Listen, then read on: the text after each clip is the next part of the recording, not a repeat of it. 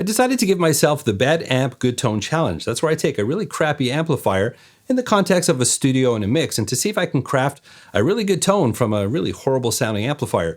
If you got an amp that you're ready to throw in the garbage, I suggest you hold off and watch this video first.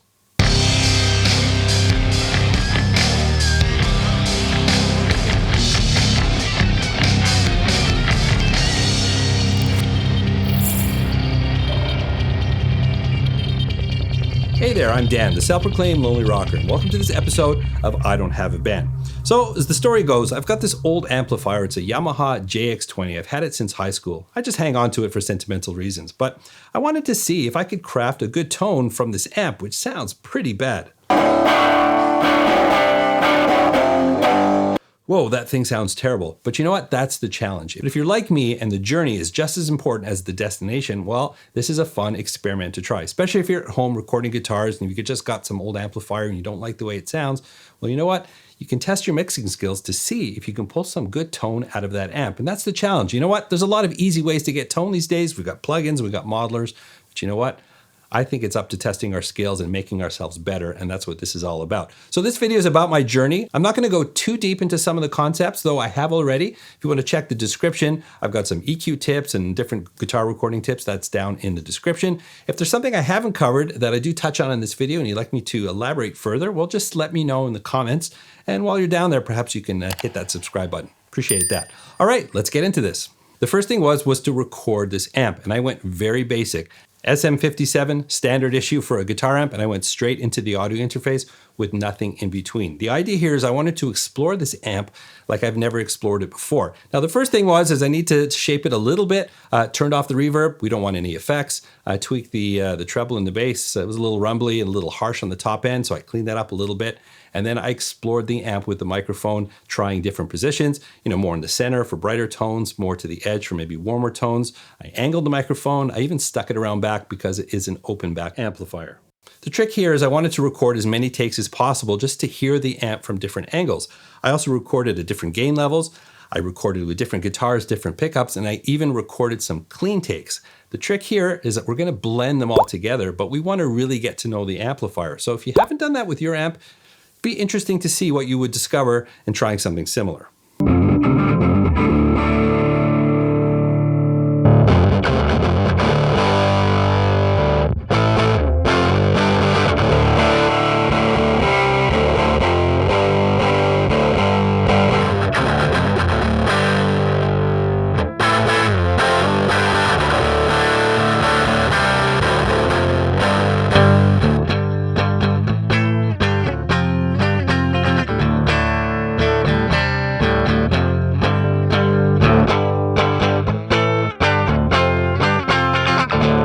So the game plan was to pair up the different takes where I would take a distorted guitar and a clean guitar, pair those together, pan them in one direction, and then take another pair of a distorted and clean and put them on the other side. Take one was recorded with my Howard Roberts using the bridge pickup. The mic was angled and slightly off center. I also backed off on the gain with this one. Have a listen.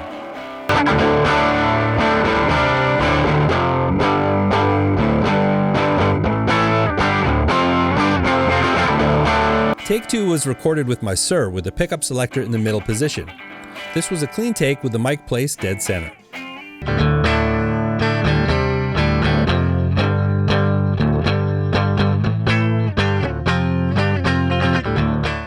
Believe it or not, the third take I chose was recorded from the back of the amp. It sounds a bit flat, but I think this will contribute to the tone nicely. I'm back on the Howard again, bridge pickup and more gain. The mic was placed closer to the edge of the speaker.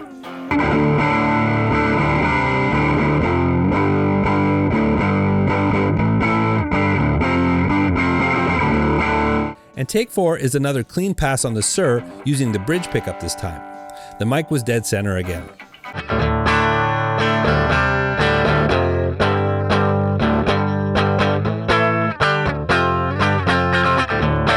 So let's start off with the first distorted track. So the first thing I do, and I did this for all of the takes, is that we want to cut out all of the frequencies that we don't like. Now we say we don't like our amp, but it's time to put our ears to the test. I'm just using a stock EQ here in Logic. I recommend a multi-band EQ, and just listen for different resonances or some harshness and things that you don't like, and you just want to cut. We're only cutting at this point. You can roll off the bottom of the top. I do 90 on the bottom, about 10K on the top, and just sweep around looking for frequencies that just don't sound good to your ear and cut them out. Don't overdo it, but get the most offending frequencies out of the way.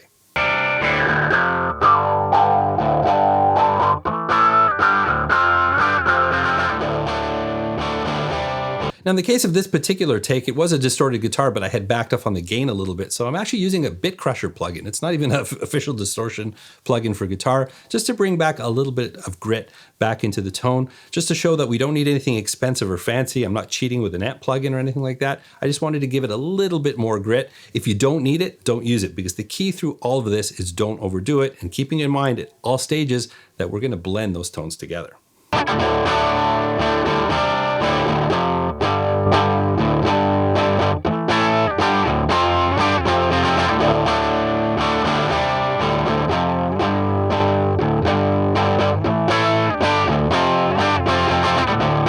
Now here's a little trick I discovered works on a really harsh sounding amplifier. Now I typically record direct with tube amps, so by doing that I get this really gnarly distorted sound from the amp, and I'm using cab sims to process the final tone in my mix. So I decided trying a cab IR on an amp that technically already had a speaker, but you know what? I got some really great results. I didn't want to cheat with an amp plugin, but there's nothing wrong in using a cab IR to smooth out an amp that sounds really harsh. And I just use a really inexpensive cab IR loader here. The Audio Salt, this is the air loader. I think it was like 10 bucks or something, not expensive. There's a lot of free ones out there. But if you've got some cab IRs lying around, even though you've recorded an amp with a speaker, try throwing a cab IR on there. It's a good way to smooth it out and bring out some character out of an amp that doesn't sound that good.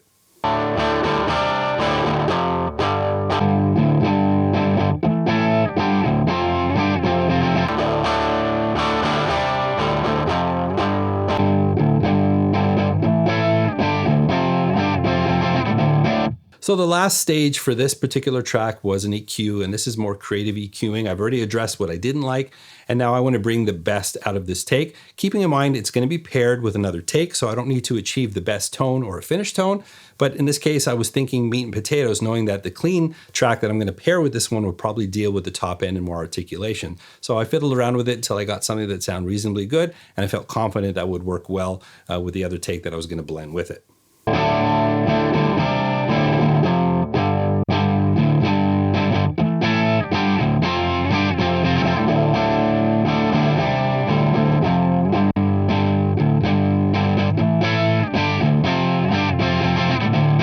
So now on to track number 2. This is a clean version of the same part. I recorded it with my Sir Classic T. I was going for something a little chimier that I figured would pair nicely with that distorted guitar.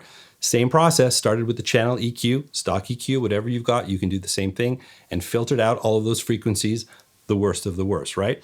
Then I found it actually a little bit too clean, so I just used the built-in clip distortion. This is not some fancy pedal plugin or anything like that, just a little clip distortion, just to give it a little bit of bite that I thought it was lacking. Didn't feel I needed a cab IR this time, and then I rounded it out with another EQ, again, just looking to bring out those frequencies that I thought would work well. Remember, I've got that sort of meat and potatoes distorted guitar, and this is the clean version that I'm gonna pair with it, so I was looking for some of the chiminess and articulation that would pair nicely with that other take.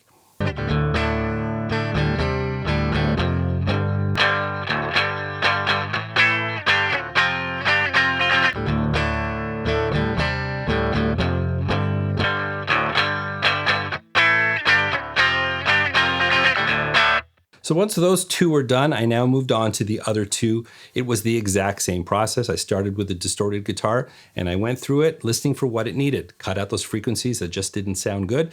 If I didn't need any additional distortion, I didn't add it. If I needed a cab IR to smooth it out, I used it. If I didn't need it, you got to use those ears and really give the take what it really needs. And then for the second clean part, exact same thing, went through the same process until I had those two sounding pretty good on their own.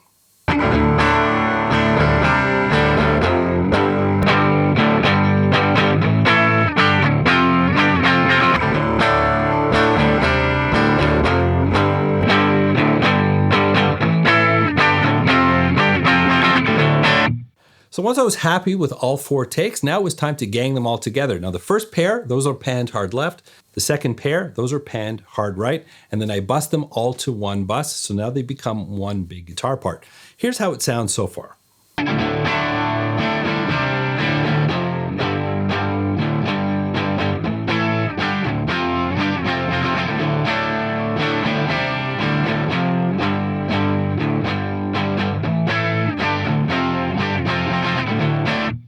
But we're not quite finished just yet. So we're now going to work in the mix because we want this tone to fit into our song. And it really doesn't matter what it sounds like on its own right now. The ultimate tone will be judged within the mix of this song. So I gave it its own processing chain. The first thing I did in this case, using mostly stock plugins, nothing fancy. There's this vintage console EQ in Logic. You can use any EQ, you can use a channel strip, anything you have available in your DAW, anything you're comfortable using to shape tone on a guitar. I use something really simple and the moves are really subtle here. From there, I actually use a pedal plugin, also built into Logic, look like a Rat clone. The idea here is I'm just trying to glue these all together. There's not a lot of distortion added here. It's really just sort of to bond it all together to make it one tone. Once that was working, pulled out another EQ. I love my EQs on guitars. Don't be afraid to use too many. I generally do corrective, processing, and then a final creative EQ. I think that first EQ in this chain just offered a little bit of character as it also has some built-in distortion. But the last EQ here is the final shaping to get it to sit into the mix. And lastly, I added some reverb. You can use whatever reverb you have. This was my one guilty pleasure. I love me some Morph from United Plugins. So here's the before. I just chose one of the takes. If you're struggling with your amplifier and you've been trying to EQ it and process it to make it sound good, likely you're sitting there with 1 or 2 recordings that you've done with your amp. So here's how one of those crappy takes sounds like in context of the mix.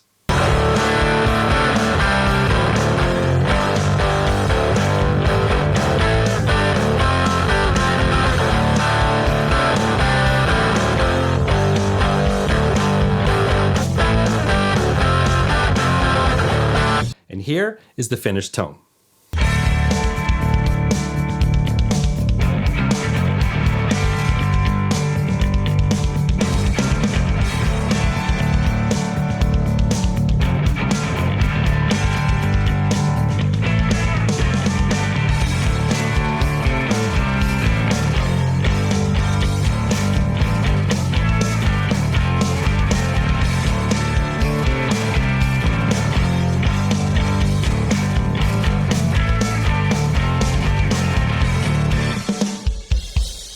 So what'd you think?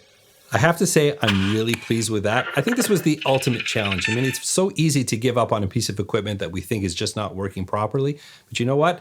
We can test our skills and push ourselves to be better because there's a lot we can achieve with the tools that we already have. And I think I proved that with this experiment. You know, I don't know if I'm going to pull this amp again. And I mean, obviously it was a lot of work to get that tone right. But you know what? It's not very different than what I typically do because I do multi-track my guitars, obviously starting with better amplifiers. But if you can pull out a good tone with an amp that sounds like this, imagine what you can do with a really good amp. And it really comes down to improving your skills. And that's the reason why I did this in the first place. So hopefully if you're sitting at home with a really bad amplifier, maybe you'll be up to the task to see if you can do something similar for yourself.